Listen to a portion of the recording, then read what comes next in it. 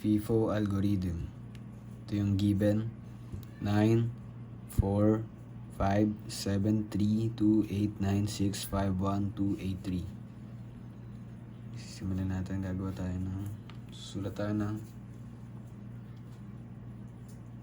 F1, F2 at F3.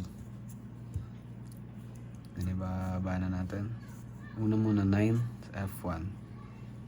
9. Tapos, dahil una siya, check sa baba. Next, 4. So, 9, 4. Check ulit. Wala pang existing. Next, 5. 9, 4, and 5. 9, 4, 5. Check. Next, 7. So, 7, kailangan natin mag-replace dito. So, papalitan natin 9 kasi siya yung pinakamahaba. So, 7, 4, 5. Check. Then yung number na pinalitan, 9. Next, 3. Okay, 7, 4, 5. So, ang pinakamahaba sa kanya, 4. Papalitan natin siya. So, magiging 7, 3, 5. Check.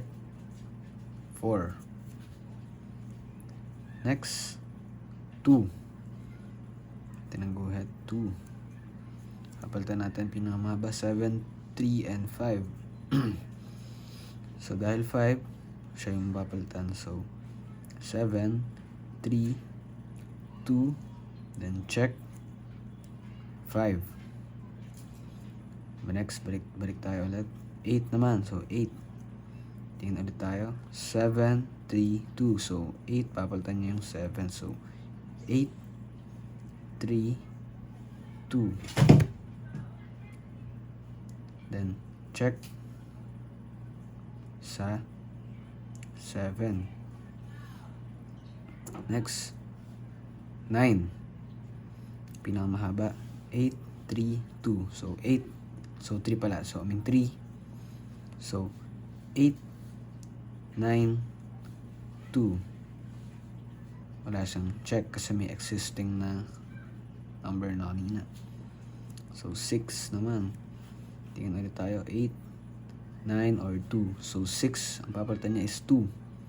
So, 8, 9, 6. Check kasi wala pang existing si 6 kanina. So, 2. Next, 5. 5 naman. Titignan ulit natin. 8, 9, or 6. So, 8. Papalitan niya. So, 5, 9, 6. Wala siyang check kasi may existing na. Next is 1. 1 naman. Papalitan natin si 9 kasi 9 yung mahaba. So, 5, 1, 6. Wala pang existing. So, check. Pinalitan niya si 9. So, 9. Next, 2. 5, 1, 6. So, 6. So, 5, 1, 2. Walang check kasi may existing na. Then, next is 8.